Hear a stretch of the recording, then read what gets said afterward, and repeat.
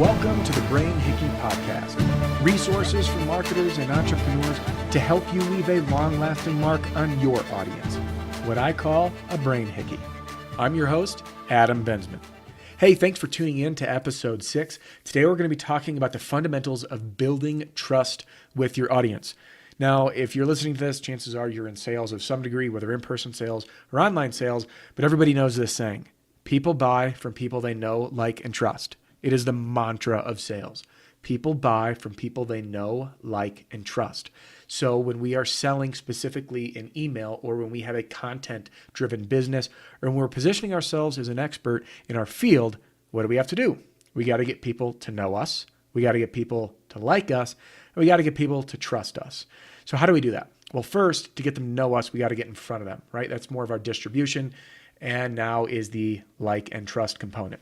So I recently read a study, came to me in an email, and I wish I could quote it. I'll have to dig this up here. I take all these studies with a grain of salt. Everyone says, if you capitalize every first word in your subject line, your open rate increases. And if you use numbers for specificity, your subject line, your open rate, increases. And I've also heard, this was my favorite study. It says it doesn't matter what your subject line says as much as the familiarity and trust that you have with the name that it's sent from.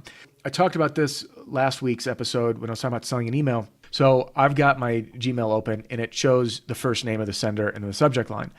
And if that first name says something like intake or contact or info, it's super impersonal and instantly people think it's spam.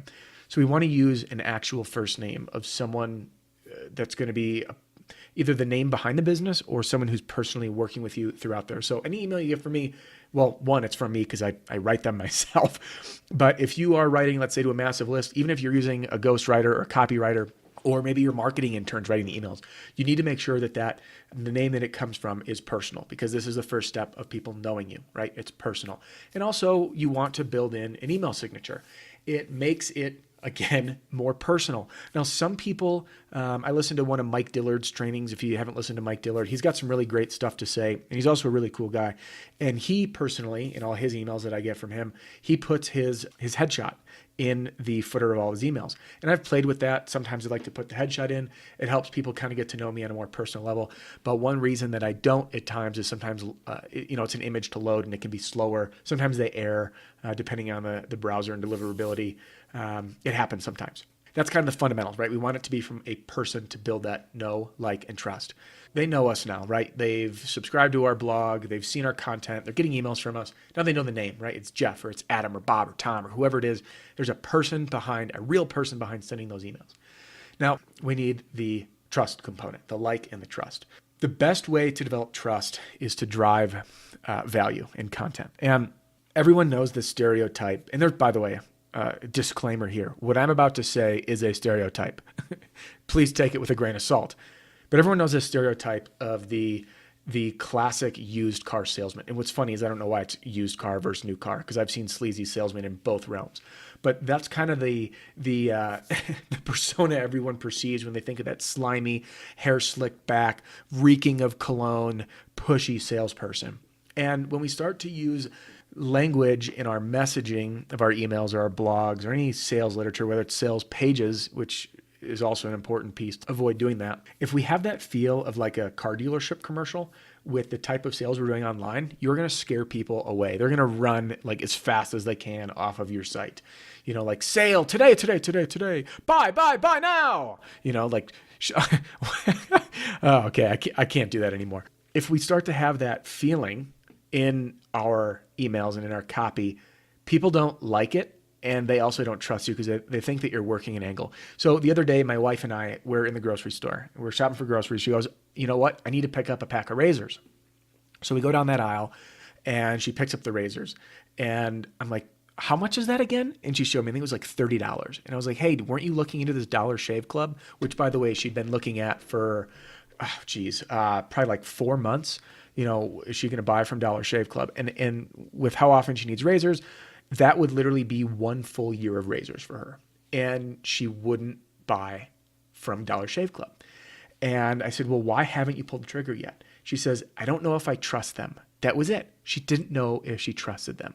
She felt like everybody, and I'm kind of the same way. When I see people online, it's like, what kind of angle are they working? Everyone's here to sell something. We live in a society where we're all blasting marketing messages all the time. Can't even be on a subway train. Everywhere you go, there are people blasting their marketing messages. You get push notifications on your phone. There's always someone working an angle.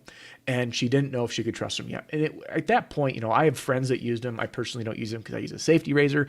But anyway, I've heard really good things about this company. And I talked to my wife. Her name's Sheena. I said, Sheena, listen, you're buying one pack of blades here. This company is an entire year supply. You can cancel at any time. And I think they have like this guarantee or warranty or something. So after 4 months, she finally got from them. Literally, the only reason that she wouldn't buy from them at first is because she didn't trust them. Now, think about that. You've got this prospect. Maybe it's my wife even, right? She knows of your company. She's not the only one. This happens with people everywhere. They're sitting there and they're staring at it. And they say, hey, maybe I want to buy, maybe I don't. They do not trust you. She looked for 4 months, okay? And imagine if you were sitting there in person and maybe one of the salespeople or people that answer the phone over at Dollar Shave Club or the owner, the CEO, founder, whoever it is, sits down and is like, that's the only reason you haven't bought from us? Well, we have this guarantee. Right? They blasted everyone. And that's a thing that we do online, right? We have a 100% guarantee, satisfaction guarantee, 14-day, 30-day, no questions asked refund. And even with those, people don't trust. So how do we break that barrier with trust? The way to do it is with a personal connection with your audience. And I try to abandon pretty much everything that I know about grammar when I'm writing. And the reason is I want to have that conversational tone. So do this experiment with me. This is one of my favorite things to do. And I only started to do it when I got really serious about copywriting. I love writing the way people talk because it reads easy. It reads quick. I want people to stay engaged and I want them to feel like they're having a conversation with me because when I get on the phone with them and they listen to my podcast, there's no difference. The way I talk in my podcast is how I write and it's how I write for my audience. I do often, if I'm writing for other brands, I take on their voice, but I take on their voice of how they talk. So try this with me for a second. I want you to close your eyes. And as I'm talking through this podcast, picture the words that I'm saying showing up in your eyes almost like subtitles on a screen. And if you close your eyes and you listen to people talk and you can kind of see where those ellipses are, those ... that people don't really finish sentences and we pause. When do we pause? How do we pause? Do we use the word and? Now, one thing that drives me nuts about some writing is it doesn't sound natural. People phrase sentences and structure sentences that are super, super long. Or they put, a comma here and they put the sentences backwards, So sometimes if you have those confusing sentences with commas, just flip them around, right? You just make it so you don't need the comma. So as you go through your day, when you're talking with your audience and you're writing for your own brand or messaging for your own brand, think about how what you're saying would come across if you were literally sitting down with someone, if you were on the phone with them and you make that message personal. So this is how we start to become liked, how we start to build trust. The next thing is authenticity. People can read, that's funny, people can read through, right? Because they are reading. So I hope they can read through. But when you start to have this salesy sound or, you start to sound a little pushy, people can read through that crap. It's garbage. The minute I start to feel like I'm being sold when I'm reading something, I'm like, oh gosh. Now I do pick up on stuff because I am a sales copywriter and I know the different techniques and tricks of how to leverage some psychological principles and to get people to get engaged and to elicit certain emotions at certain times and to capture hope, right? And instant gratification, these other tricks of the trade. But when they're super overt, it really turns anybody off. And even if they don't know mentally, they may not say like, oh yeah, well he said, imagine how you'd feel about this. And I know that whenever someone says imagine, it's a sales trick. When it's authentic and you can actually resonate with the audience, it doesn't matter. I've read some really talented copywriting where people put you in that place. And I've purchased myself, I've spent $1,500 on a training, by the way, which I got a lot out of after a 1-hour video sales letter. It was compelling and it was good and it was authentic. And part of it was the voice and the messaging. I related to it and I said, hey, you know what? I've been following this guy for a while. I do trust him and I'm willing to take a risk. And I know I have my money back guarantee and I did it, right? And that's crazy. I literally got my wallet out and spent $1,500 on a virtual training in an hour. And I did go through the whole thing. Like I said, I got a lot out of it. So we've built the know factor, right? We already talked about that. We've got our name in there. They're starting to know us. They're starting to see some familiarity. They're starting to like us because we're using that conversational tone. We started to close our eyes and imagine what people say in subtitles over our eyelids. And this is really fun to do. Listen to other people. You don't have to do it just in this podcast because everyone has a different cadence and a different style when they talk. I do it when I'm passively observing other people's dialogue. So I get, my wife, it drives my wife crazy. I get wrapped into like any conversation that's going on around me because I am disgustingly obsessed with communication and how everybody communicates a little differently. Everyone has a little unique voice, but there's always this common tone of how we talk as humans, right? So, and one of my filler words is right. I'm sure you've heard it now that your eyes are closed. We all have our little quirks. Some people use ums and ahs and the word like, but you'll start to hear this as you do this eyes closed technique. The trust we're building through authenticity. The other piece that I want to dive into here, which we touched on a little bit last week, was on driving value. I am a huge fan, especially with selling an email, for repetition. One reason I use repetition, and gosh, it used to drive me crazy. I never in a million years would email people daily. And I do now when I write for other people. And I'll tell you, if you download my stuff, a lot of the things that I say and teach you, I don't do. And here's why. You guys are marketers. I don't need to market to you like I'm going to market for you to your audience. If every time you downloaded something from me and I bombarded you, you'd stop liking me and trusting me. So I'm sure if you've listened, you've probably downloaded one of my tools on my website. Sometimes I email, sometimes I don't. I want to drive value. People that like what I have to say, hire me. People that like what I have to say, keep listening. And I hope you're one of those people. If you're not, please email me. Give me some feedback. My email is adam@brainhickey.com. I love to hear from my audience, and that feedback's really important in making this podcast and the blogs and the tools that I develop really powerful.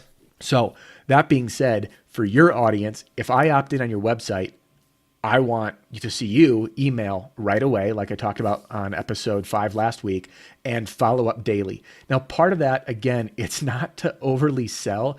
I want to get that no factor. Even if they don't open that email, you're going to see that name and recognize it. And again, I bought another training from an email marketing guy who was selling a training on email marketing. I know his name. I see it every time. And I open a good amount of his emails. And they're mostly value driven. His face is on there. His voice is in there because he puts in some videos and stuff. But it builds that no factor. But the other reason that I open certain people's emails is they're value driven. So instead of opening it up and just diving into this newslettery feel of like, now today we're announcing our new service offering where we're giving 17% off on all of our, whatever garbage it is, have that conversational tone and give value. And you've heard me say this before. When you think you're giving too much value, give a little bit more and give a little bit more. And that's probably that comfort level. Whenever you give a lot of content, people expect that you have a lot more. And you should. Hopefully you're an expert and you believe in what you do and you do have a lot more to give. But focus that message on value. You can build your sales in. By no means, like the guys that I'm working on, excuse me, I get really excited. One of my clients right now, I'm working on some really big deal sales letters to a list of 1 million people. And that needs to be written and crafted in a way that is really powerful and it's value driven. And we're selling a really high cost product, high value product, but also high cost product. And we don't want to go in for the kill and be like, hey, buy this. So you build value. You talk about how you can help your audience. And my goal is even if someone doesn't buy from me, I want them to remember me as the guy that helped them solve this problem, the guy that gave them that insight. I gleaned some piece, and I get people that reach out to me, and most of the times when they have some sort of memory about something they learned from my podcast or my blog that's helping them out, it's wrapped up in a story. So tell your story as your brand. All right, talk about the obstacles you overcome, how you got to where you are, and what your products or services, how they solve a problem, and really relate to your audience. And make sure that they feel, whether they buy or not, they got something out of it. And again, you don't have to give away the whole solution, but make sure it's thought-provoking, that it inspired some sort of revelation. And they say, hey, you know what? Every time I read this, I feel good, and I want to keep opening it. People make decisions based on emotions. And if your emails make them feel good, they're gonna keep opening them. It's that simple, right? Make people feel good Plus, they like you, then they trust you, and they're more likely to do business with you. So if you want to get a feel for kind of how I do this, I'm going to give you a number to text. It's 44222. So if you're on your phone, text the word hickey, Hickey, to 44222. That's 44222. So that's 2 4s and 3 2s. Text the word hickey. It'll ask you for your email, and I'm going to email you 5 times. All right, actually it's 6. I lied. 6 times. And it's 5 copywriting secrets. It's sent to your inbox. I promise you, you will get a high value from every single one of those emails. And the main reason I send this to you is, 1, for you to see kind of my angle of how I do copywriting. And 2, I want you to actually get value from it. So you're going to see kind of how I position my emails to give value. And at the end, I will ask, if you want to hire me for your copywriting services, you're welcome to schedule. You'll also notice that my sales are super passive. I'm not aggressive. And every single person that's downloaded that, I guarantee gets value and you will learn something from it. If you don't, email me. So it'll give you a good idea of kind of how to position what your services are, where 1, you're giving value, and 2, you're positioning yourself as an expert. And I do consider myself an expert copywriter. Maybe my ego is inflated. Maybe I'm crazy. We all have some work to do, right? It's a lifelong study to become the best at your craft. And I'm always studying. In fact, I have 2 books on my desk right now that I'm reading about becoming a better copywriter. But when you're driving value and you are positioning yourself as an expert in your field, people start to trust you. And what's interesting, I just listened to another podcast, another copywriting podcast actually a couple days ago, and it was from a gentleman who's super accomplished. He runs an agency. And as I'm listening to it, I'm like, gosh, I really wouldn't want to buy from this guy. And it wasn't anything against what he's doing or what he accomplished, because he's got some big name clients, he's doing well, but there's something about the way that he talked and the way that he presented himself that just was a big turnoff. So drive value, position yourself as an expert. And while I'm sitting there listening to him, I was like, how is this guy getting so much business? Like, if I got on the phone with him, I'd hang up, but he's flooded with leads. And the reason he is because they have a great content distribution strategy, and the content they produce is killer. It makes them look like an expert, which truthfully they probably are. It's probably a personality clash. The point is, if you're putting out valuable content, whether it's email or blogs or whatever it is, give value, position yourself as an expert, and be personable. All right. If you can master those pieces, it is more important than mastering the subtleties of copywriting, which is really learning how to sell in writing. It's a never-ending journey to become a strong copywriter. And even once you're a strong copywriter, there's always room for improvement. So follow those principles. Remember about that story about my wife and how it took her 4 months to buy, I think, $30 worth of razors because she didn't trust them. So how do you build trust, likability, and familiarity with your audience? And if you can accomplish those things, you're going to hit a grand slam. So that's all I got for you. Again, if you are on the fly and on your phone, text Hickey to 44222, and you can get 5 copywriting secrets sent to your inbox. Give you a very clear example of kind of how I do things. If you're at your desktop, you're more welcome to hop on brainhickey.com. So that's all I got for today. Thank you, everybody, for listening. You can access all your supplementary podcast goodies at brainhickey.com. Now, don't forget to click subscribe for new episode alerts every Tuesday. And please, if you like what you're hearing, leave me a review. It'd be really, really helpful. This is Adam Bensman signing off the Brain Hickey Podcast.